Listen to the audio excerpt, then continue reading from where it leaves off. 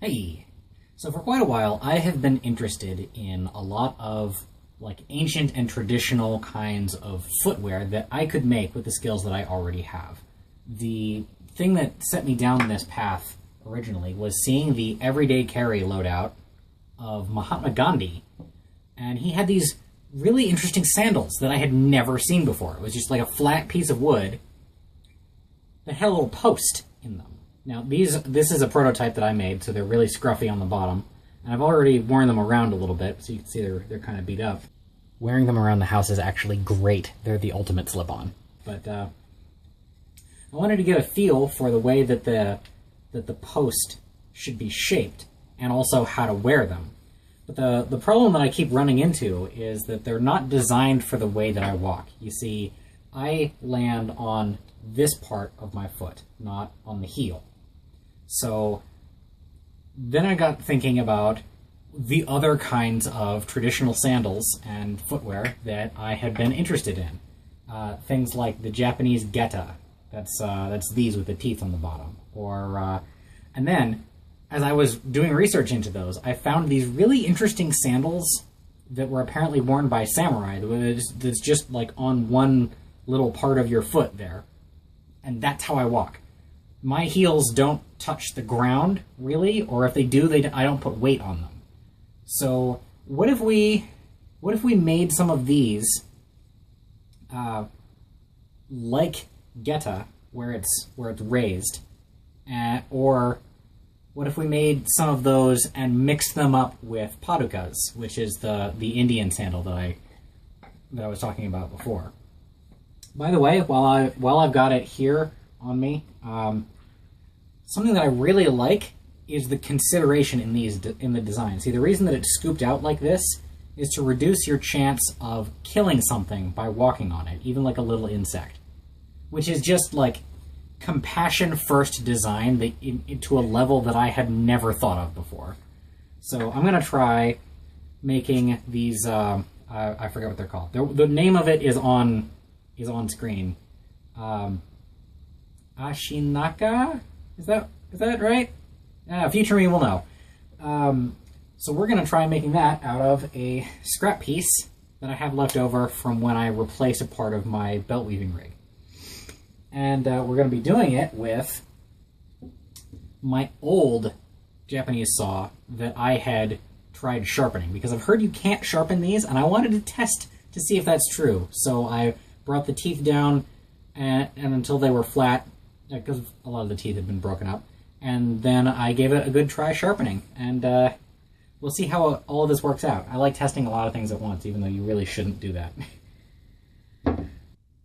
Okay, so first things first, we need to cut off this useless section, because this right here is about enough wood for the thing that I want to try. There we go. Okay, that was slower than I wanted, but you know, it works. So that means that I could, if I wanted to, use that saw for the rest of my life. Alright. Okay, now we gotta find center of this. So that's 8.5.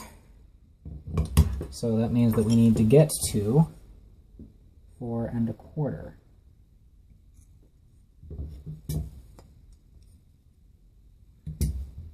Actually, I'm marking too soon, because the next thing that we actually have to do is I want to clean up this side, because it's all marked up and not nice. And I want this to be nice on one side at least. The other side's going to get torn up, so I don't care as much about that. But it also makes it nicer for layout lines, so we're going to plan this.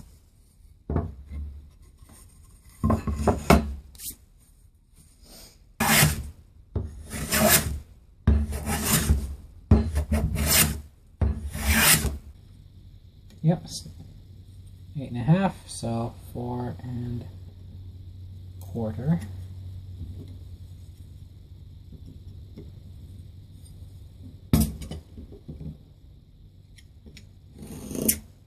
I'm using 2 fingers here to make sure that it's exactly as far in as I want it to, so that the outside of the curve matches the line, and then here we go.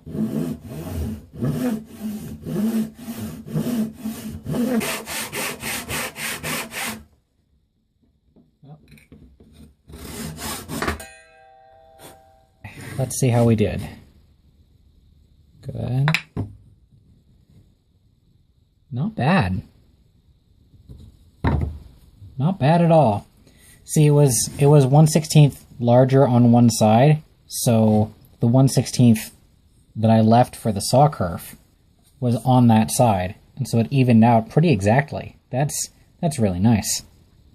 Okay, now, how do we do on the other side? Pretty close. A little bit of a gap right here. Okay, I'm getting better with a saw.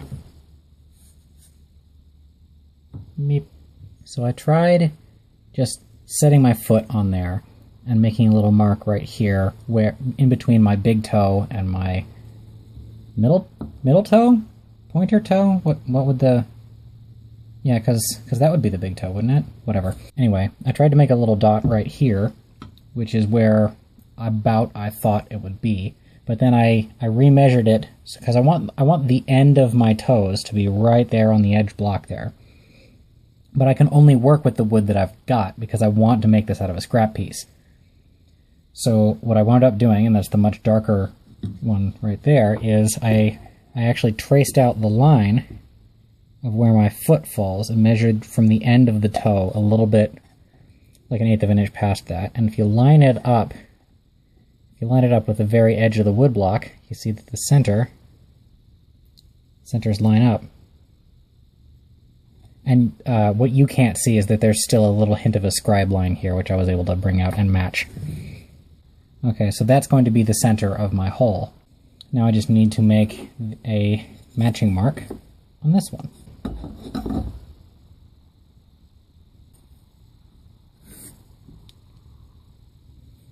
Very good. Make sure the thicknesses of those match. There we go. And the force of the pencil there also made a little starter, so that'll catch the pilot screw of my drill bit. Okay, this is my first outing with this drill bit, so let's see what happens.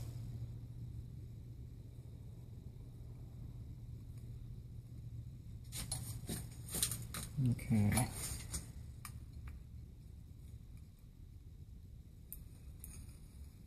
Smooth so far. Oh, I can see a potential problem here. Making it as square as I can get it. Oh, that feels different.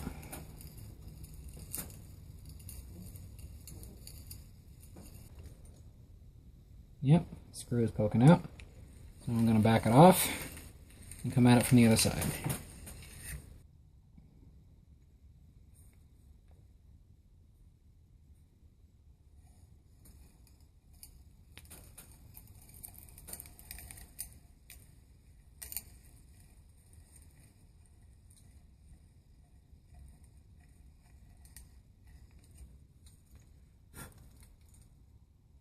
Boy, that just might be the cleanest hole I have ever made. Let's test it for fit. Yeah, that is a tight fit. I won't have to wedge it by that much. Cool. Okay, now I just have to do the same thing on the matching one. Traditionally, padukas, as far as I can tell, there's like almost no information out there about how to make traditional padukas because it's all in languages that I don't speak. But near as I can tell from looking at photos, the traditional way that the post is held in place is it sticks proud a little bit, which is another thing that's helped by its being scooped out, and then like a nail or something is driven in through the side to retain it that way. Well, these are already not traditional because they're just like a block. So I think something I've kind of wanted to try is I might widen out the hole to be oblong this way, and then wedge that dowel in place. That'd be fun. That's actually how the ones that I'm wearing are done, but I cut that square, which was pretty hard to get it even, and then size the mortise and everything, and then chop that mortise.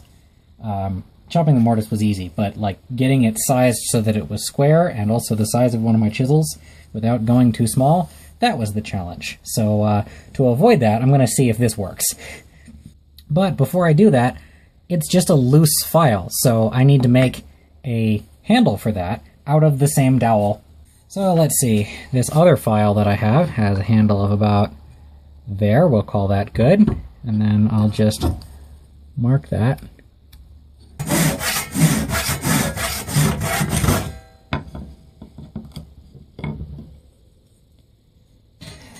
Trying to find an angle low enough where you can see my marking process, so I'm going to get it to pretty low. And just make a bunch of lines where I'm turning and sliding. And I'm not moving my pen at all, so wherever these lines converge.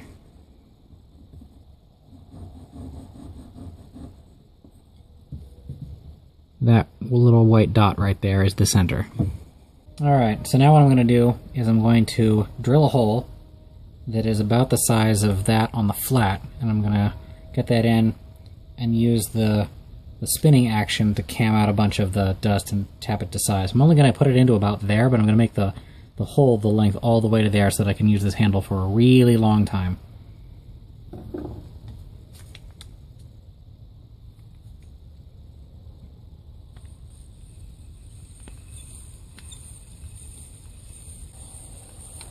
Remember, they get hot, so let them cool down every once in a while and clear away the dust.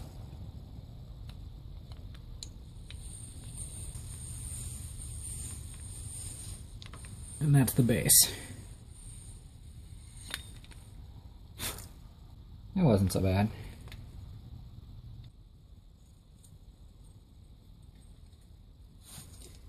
This is going to take a while. I'll be right back.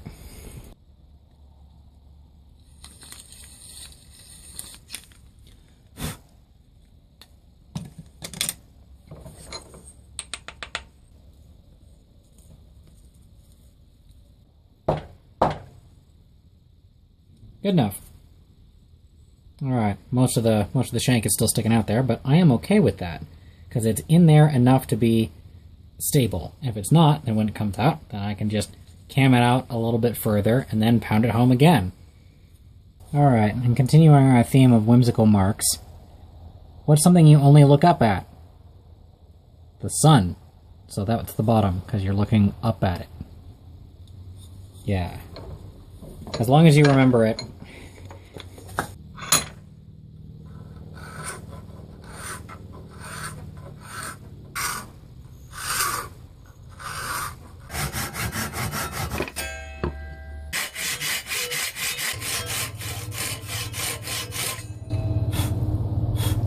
Now that is considerably deeper than it needs to be, but it's only gonna flare at the end there. But I want enough relief.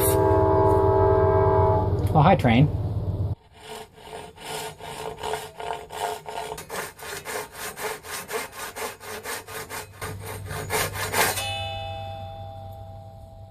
Alright, so it kind of broke off at the end there, but this plus our chisel is going to be our wedges.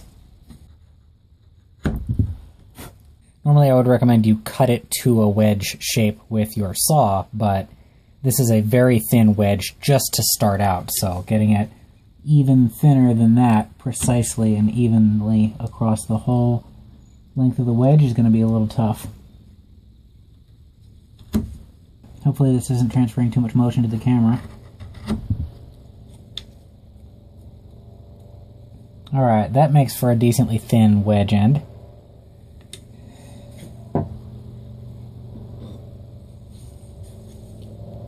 Let's see if that'll go in. Putting it just on the edge there. Okay, so I want it to go down about that far.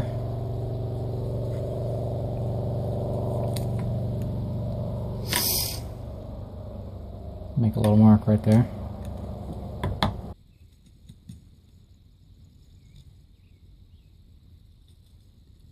I'm going to taper the middle here so that I don't have to do absolutely everything after it's already in place. I do have to say, this would be a lot easier to do if I had a lathe, and I plan to make one. Just, you know, I'm impatient. I want these right now, because I have the designs for them already, like, in front of me.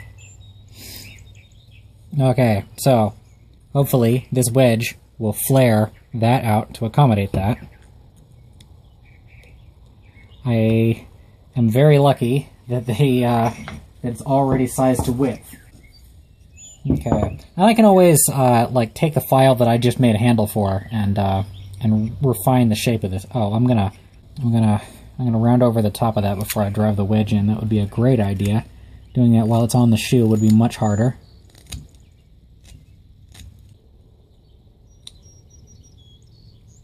There we go. Now, if I were feeling artsier, I would carve that into something, or if I don't know, had a lathe. There we go. Now, because this is end grain, it's not gonna work down as much as what's around it, so that will naturally become a high spot on the bottom of this, and I'll have to flatten it with a file or something like that. But let's see.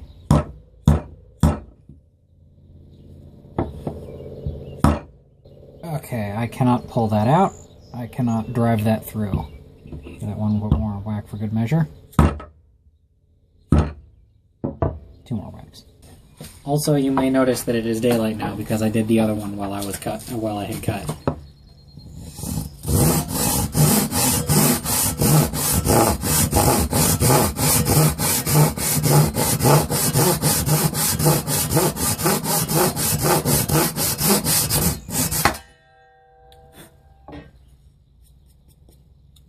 Alright, that is pretty close to flush. I can clean that up with a chisel or with my knife if I felt like it.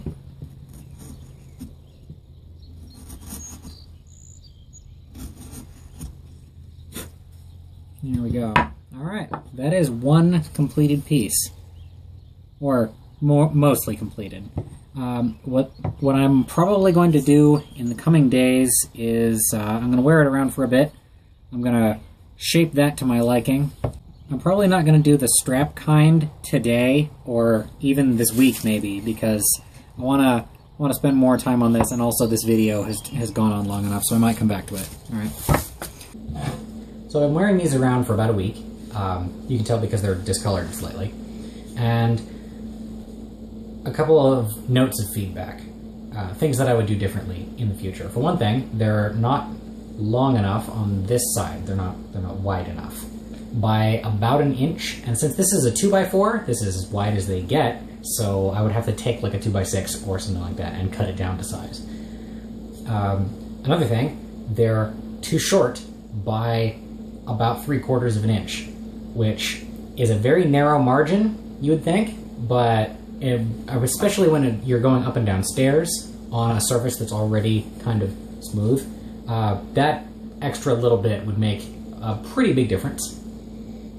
Another thing that you can see that I've modified them with is that the curve on the inside here, especially where the little toes go, is very smooth and very long. This one is also smooth and broader.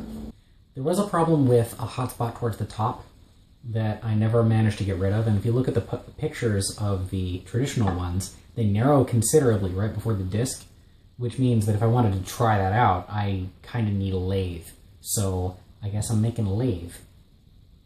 Probably sooner, or much more likely, I'm just going to put this project off until I make a lathe. I might still do Geta, but not next week, and not until I figure out a little bit more about how I want to go about making the strap without doing too much sewing. Because sewing along the strap, like the way that they're made traditionally, is terrible, and I hate it. For the amount of labor that goes into them anyway. I don't actually hate the final product on those straps. I would technically call this a failure, but you've never failed if you've learned something. And I learned a lot about making this style of footwear, and I learned a lot about wedging dowels. Subscribe for future experiments.